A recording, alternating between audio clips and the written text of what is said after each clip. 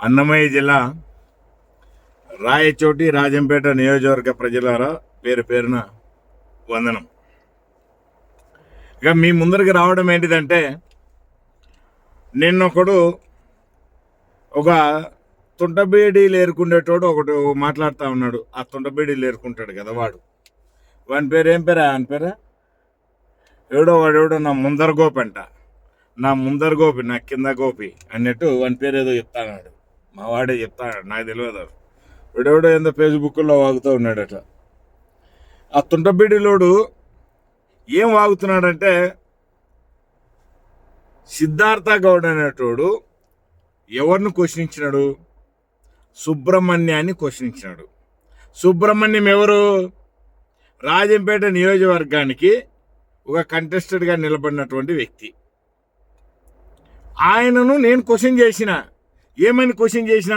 గతంలో ఉన్న వైఎస్ఆర్ కాంగ్రెస్ పార్టీలో ఉన్నటువంటి ఎమ్మెల్యేలు చెట్లు, వాగులు, వంకలు, పుట్టలు, గుట్టలు, చెట్లు, సమాధులను సైతం సదరగట్టుకొని ప్లాట్లు చేసుకొని అమ్ముకొని ఇసుక, మట్టి, ఏది రాయి ఏది వదిలిపెట్టకుండా ఆఖరికి పించా, అన్నమయ్య డ్యాములు తెగిపోవడానికి కూడా కారకులు వాళ్ళే అని చెప్పి ఈ ఉసిరికాయల సిద్ధార్థ గౌడు క్వశ్చనిచ్చి ప్రశ్నించి 25 కేసులు పైచులకు మేడం మల్లికార్జున రెడ్డి ఆనాడు ఆ ప్రభుత్వంలో నా మీద కేసులు పెడితే భరించి అక్కడ ఎమ్మెల్యే టికెట్ రానియకుండా చేసిన మేడం మల్లికార్జున రెడ్డికి, అదేవిధంగా రాజకీయ సమాధి కడతానని ఆయన ఏదైతే కేసులు కట్టి నా ఇంటికి, హైదరాబాద్లో ఉన్న నా ఇంటికి పోలీసులను పంపించి ఒక పోలీసు వలయాన్ని సృష్టించి నా మీద లేనిపోని దాడులు, తప్పుడు కేసులు పెట్టి అటెంప్ట్ మర్డర్, కిడ్నాప్, రేపులు, ఆఖరికి రౌడీ షీట్లు కూడా పెట్టి నన్ను వేధించి ఇబ్బందులు పెడితే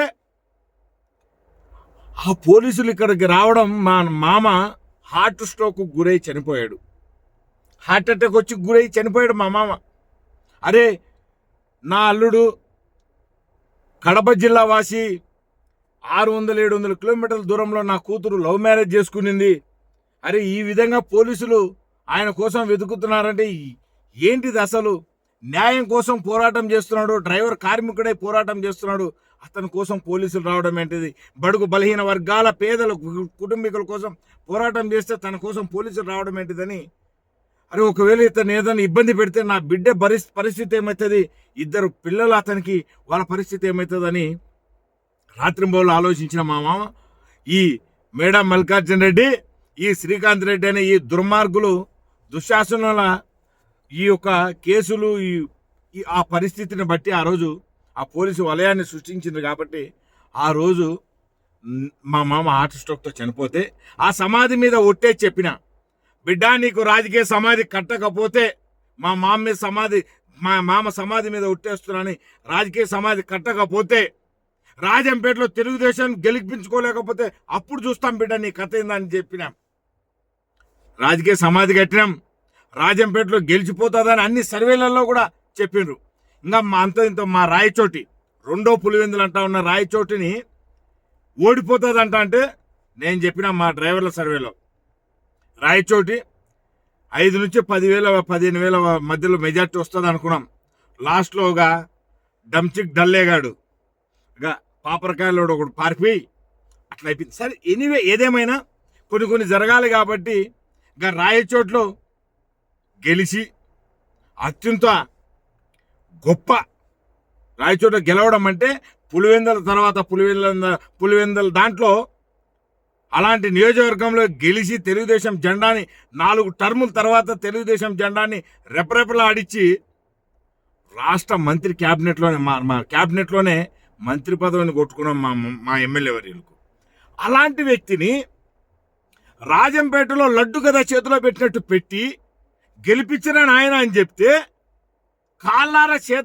కాళ్ళారా తన్నేసి ఓడగొట్టి అదే మేడం మల్లికార్జున రెడ్డి వర్గీయుల్ని, మేడం మల్లికార్జున రెడ్డిని దగ్గర పెట్టుకుని ఓడగొట్టినావు నువ్వు తెలుగుదేశం పార్టీని. అక్కడ గెలిచాల్సిన సీట్ను ఓడించి, సుబ్రహ్మణ్యం నీకే చెప్తున్నా, గెలిచాల్సిన సీట్ను ఓడించినావు నువ్వు కాకుండా వేరే కుక్కను పెట్టినా గెలిచేదాడా? నిన్ను కాకుండా కుక్కను నక్కను పెట్టినా గెలిచేదాడా? నిన్ను పెట్టి మా చేతులారా మేము రాజంపేట సీటు పోగొట్టుకున్నాం.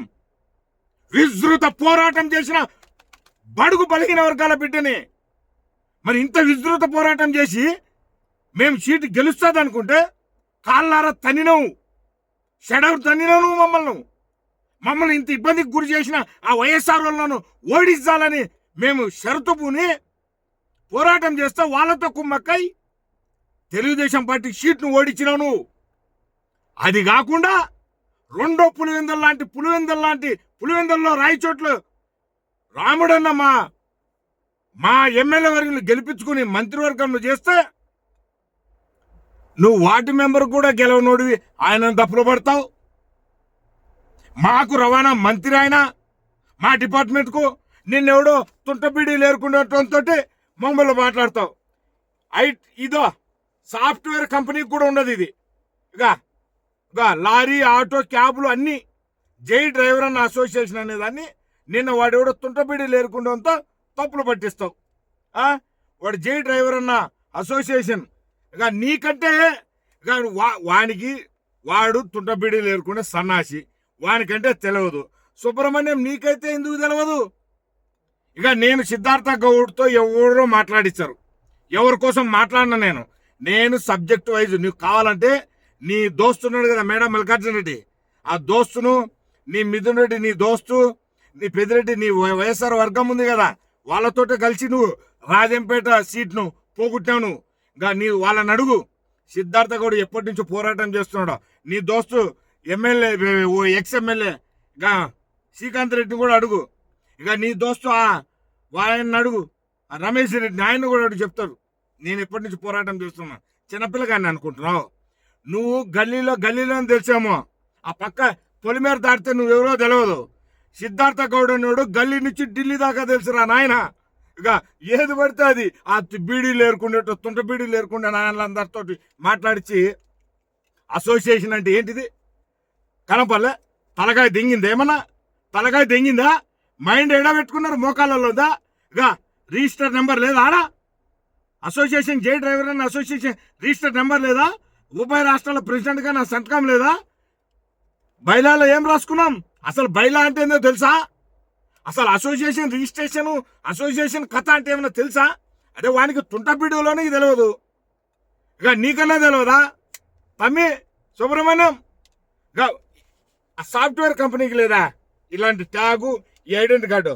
300 రూపాయల్లో మా సభ్యత్వం బుక్కులు, మా యొక్క ఈ ఐడెంటిటీ కార్డులు ప్లస్ లెటర్ ఐడీలు అన్నీ కలిపి నేను మా డ్రైవర్ల స్టాండ్ కోసం విస్తృత పోరాటం చేసి రాయచోట్ల స్టాండ్ నిలబెడితే, ఆ స్టాండ్ కోసం పోరాటం చేసిన వ్యక్తి మా రాముడన్న మా కోసం నిలబడ్డాడు. మరి వీళ్ళందరూ ఏడబనుకోండి సుబ్రహ్మణ్యం, ఏడబనుకోంటివి? మా కార్లు, మా ఆటోలన్నీ రోడ్ల మీద పెట్టి ఫైన్లు చలానా వేసినప్పుడు ఏడబనుకోండి బిడ్డ. ఇక వీడెవడో తుంటబీడీలు నా కొడుకుతోటి ఫేస్బుక్లలో వాటిలో వీడియో పెట్టిస్తా భయ్ ఇది అనుకున్నావు. తుంటబీడీలు నా కొడుకు తెలియదు. అసోసియేషన్ అంటే నీకు కూడా తెలుసో లేదో చెప్తా. అసోసియేషన్ అనేది భారతదేశంలో కాశ్మీర్ నుంచి కన్యాకుమారి వరకు ఎక్కడైనా ఫైట్ చేయగల సత్తా నాకుంది. అంత హక్కు నాకు ఇచ్చింది అసోసియేషన్. అసోసియేషన్ అంటే నీ ఇంటికో వాడెవడో తుంటబీడీలో వాడి ఇంటి కోసం కాదు ఇది. కొన్ని యూనియన్ కాదు ఇది, అసోసియేషన్. అసోసియేషన్ అంటే ఏ ఊరికైనా పోయి ఫైట్ చేయగల శక్తి నా దగ్గర ఉంది. అసోసియేషన్ అధ్యక్షుడు నేను ఉభయ రాష్ట్రాలల్లో. ఇక తుంటబీడీలు నా కొడుకులను దగ్గర పెట్టుకొని తెలిసి ఒకటి తెలియకొకటి నాకు తెలియదా? నాది నేను కూడా ఆన్నేరా పుట్టింది. నోటికి నేను కూడా ఎంత వస్తా అంత మాట్లాడగల. అమ్మ అబ్బా ఆలీలు దాకా పోను. నేను సబ్జెక్టు మాట్లాడతా. సిద్ధార్థ గౌడ్ ఏమడిగినాడు నిన్ను? ఏమడిగినాడు సిద్ధార్థ గౌడ్? నువ్వు చేసిన ఆరోపణలు, సుబ్రహ్మణ్యం అనే వ్యక్తి నువ్వు చేసిన ఆరోపణలు ఏమైనా ఉంటే నిజ నిర్ధారణ చెయ్యి. షూట్ క్వశ్చన్ నాది. నిజ నిర్ధారణ చేస్తే నేను తలిస్తాను, నరుకుపో. నిజ నిర్ధారణ చేయకపోతే నేను నిన్ను నరకను. కత్తి నీ చేతికే ఇస్తా, ఆప్షన్ కూడా నీకే ఇస్తా. తలకాయ మెడకాయ ఇంకేం కాయ నరుకుంటావు, నరుకో సుబ్రహ్మణ్యం అని చెప్పిన. ఇంత షూట్ క్వశ్చన్ నీ పేరు చెప్పి మాట్లాడితే వాడిని ఉంతోనో వాడు చింతపిచ్చలు ఏరుకునేటోడు, మామిడి ముట్లు ఏరుకునేటోడు, తుంటబీడులతో ఏం మాట్లాడించినావు?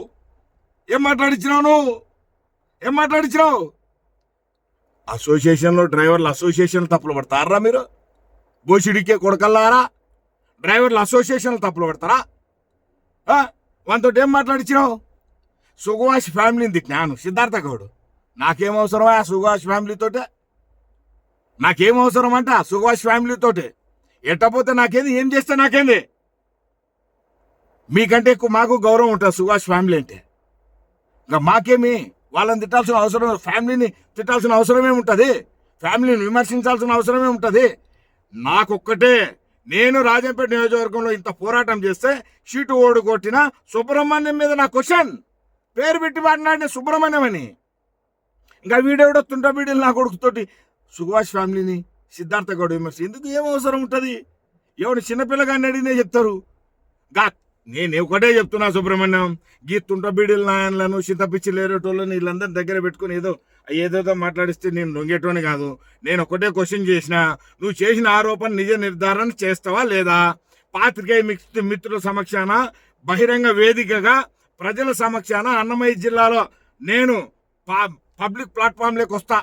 ఈ సవాల్ను స్వీకరించమని ఇప్పటికి దాదాపు 72 గంటలు లేకపోతే ఇంకేంది 96 గంటలు అయింది. అయినా నువ్వు స్వీకరించాల, సవాల్ స్వీకరించాల. ఇంకా సవాల్ తీసుకోలే నోడివి, నీకు ఇది చేతగానోడివి ఎందుక ఊరికి ఆరోపణ, పనికిమాలిన ఆరోపణలు ఏది పడితే అది చేయడం. వాడెవడో తుంటపిల్లి ఎదుర్కొనేటోడు నా ముందర గోపిగాడు, వాడేందో పెట్టి పిల్లగాడు, పిల్లచేష్టలు ఉన్నాయి ఆయనకి, పిలిపిత్తిరిగాడు.